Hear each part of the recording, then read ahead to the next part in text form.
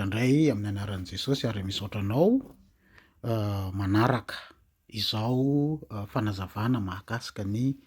môdula vaovao vokarina eto anivon'ny baibolintsika izao. Ny fanazavana amin'ity faraparan'ity moa zany dia mahakasika ny môdula farany izay novokarina dia ilay Insight Bible izay mamaly ny fanontaniana maro afaka mety mipetraka amin'ny famakianao ny baiboly. No nampiasa ny base de données ato amin'ny MetaV no tena nampiasaina zany ka nampidirina ato anatin'ity Insight Bible ity. Raha miditra ato amin'ity manao recherche zany ianao hoe MetaV GitHub dia misy an'ity Goucheng MetaV ity. Izy zany de nanamboatra karazana base de données nataony amin'ny fichier CSV moa zany izay araka io fanazavana io MetaV contains the who, where and when of every single passage in the Bible at world level detail. Tena midétaillé ny zavatra rehetra de fichier CSV zany reo fichier CSV reo zany no ampiasaina na ahafahana nanao an'ilay Insight Bible. Izy moa zany de nanome ihany koa karazana ohatran'ny hoe ny scheman'ilay base de données afaka jerena mba ahafahanao mahafantatra sy mahay ny zavatra zay tiany atao. De indrindrandrindra ato amin'ity partie ity zany ny writer ohatra izy nanoratra an'ilay chapitre, nanoratra an'ilay boky, ny topic, ny place, ny toerana, ny people, ny olona, io zany mamaly an'ilay hoe iza, aiza ary oviana. Ireo zany no fanontaniana zay voavaly amin'ity base de données vaovao ity. Ny zavatra atao zany satria zao moa zany vao réinstaller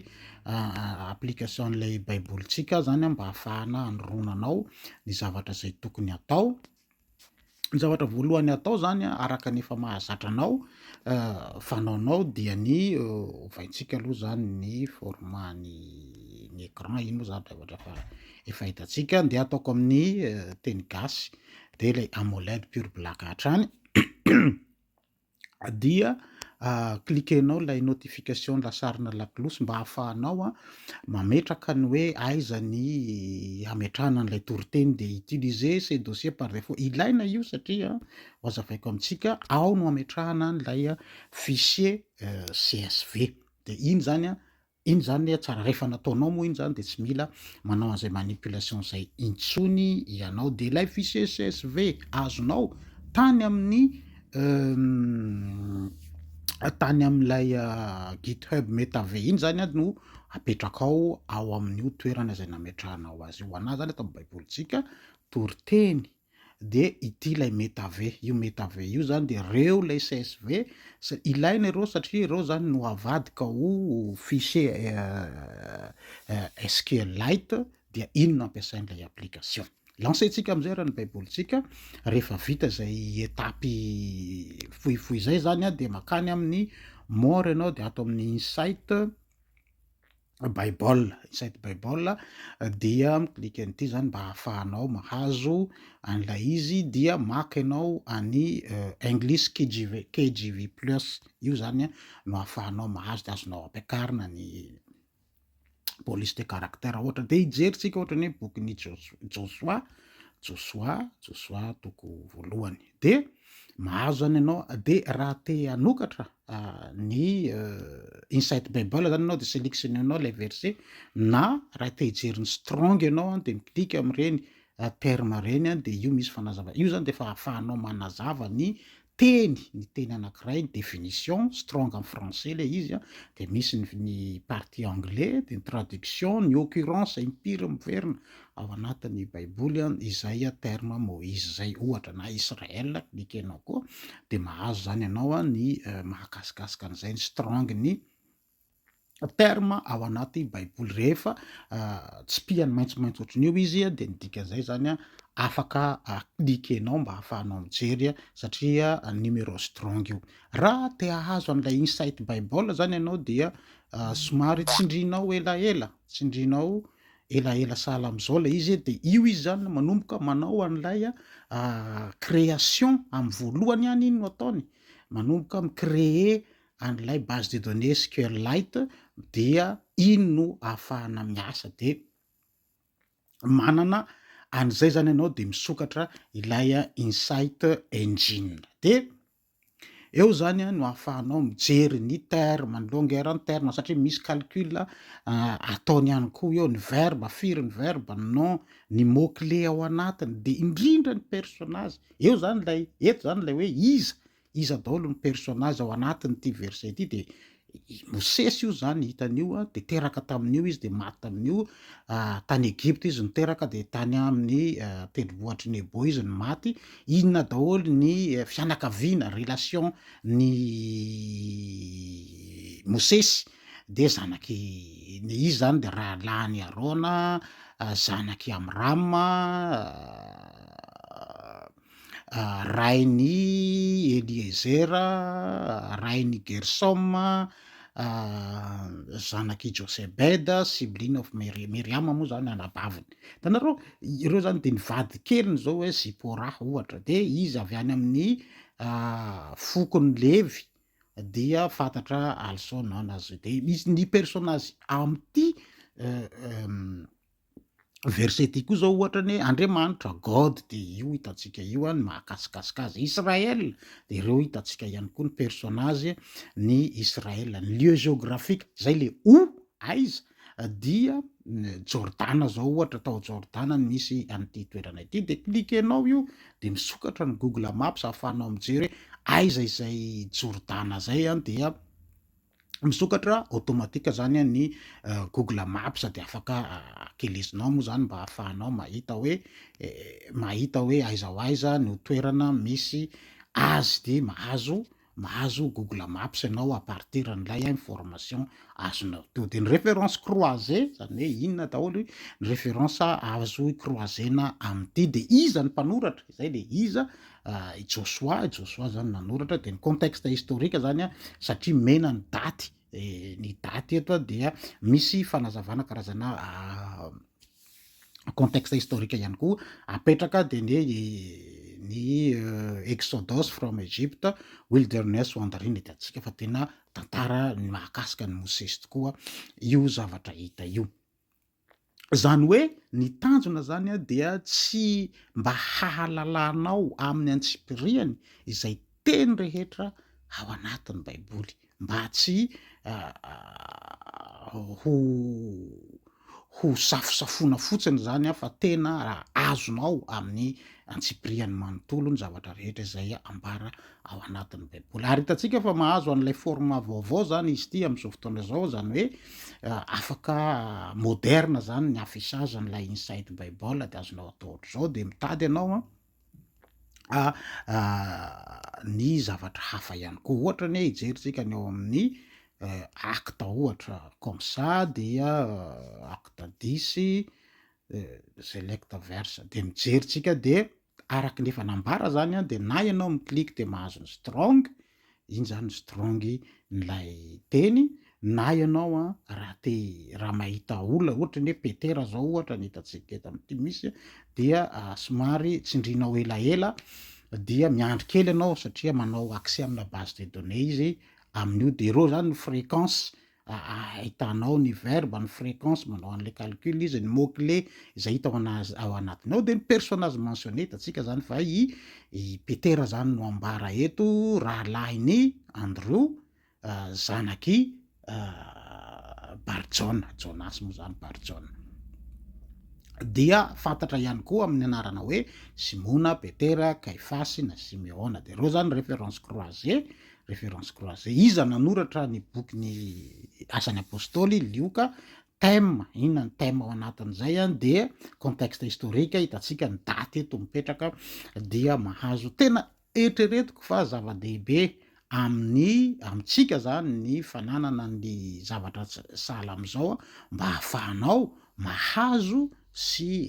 maharaka ny zavatra rehetra ao anatin'ilay baiboly mba am'izay rehefa miomana zany ianao a mahita mamaky an'lay verset dia moramora aminao ny mahazo satria fantatrao hoe iza no personazy ao anatin'izay verset zay a, aiza ny toerana ary oviana no daty nisehoany ka tena zava-dehibe zany ny fananana anazy eto. Ohatra ijerentsika farany zany a dia bokin'ny Hosea ohatra, Hosea voalohany toko voalohany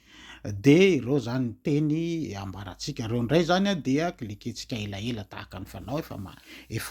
mahazatra iny zany a dia mipoitra ny Saint Engine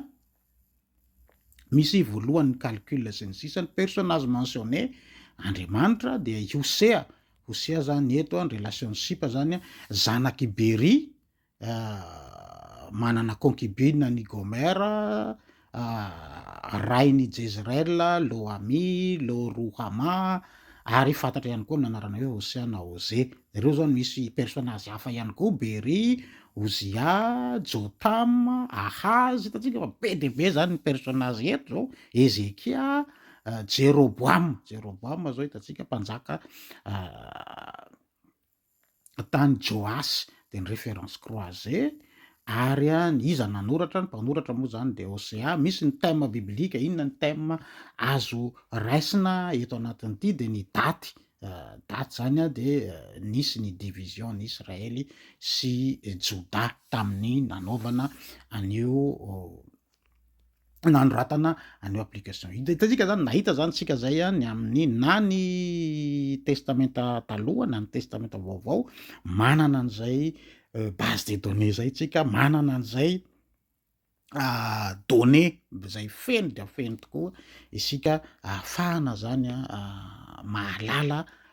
bebe kokoa ny tenin'Andriamanitra ary de tena ho hitatsika fa tombony lehibe ho antsika ny mahafantatra sy mahay an'izay am'ty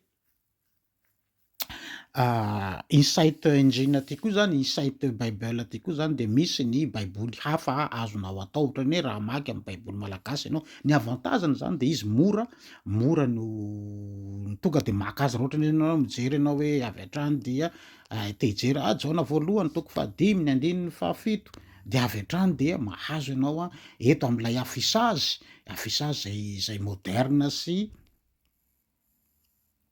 mahafinaritra mazava ho azy fa raha miklika amin'iny zany ianao de tsy de misy tsisy zavatra ny Insight Engine zany de amin'ny KJV plus ihany no ahafahana mahazo azy fa tsy amin'ny zavatra hafa fa raha te hijery ianao de na zany inona ataonao na ohatrany hoe miklika ianao amin'ny ho akaikikaiky ohatry zao de manakisaka dia mijery azonao ampiakarina ny police de caractère iny miangezangeza de afaka mijery zavatra hafa ianao mamaky tenin'Andriamanitra hafa dia mahazo an'izay. Zay zany ny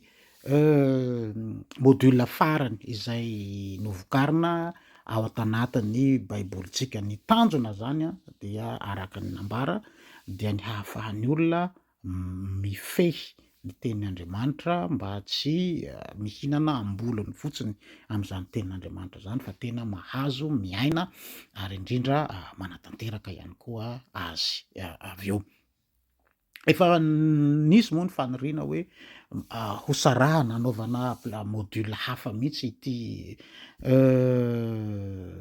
Insight Bible ity saingy nieritreritra hoe mbola handalo an'ilay parcours de combattant ny micréer zavatra any amin'ny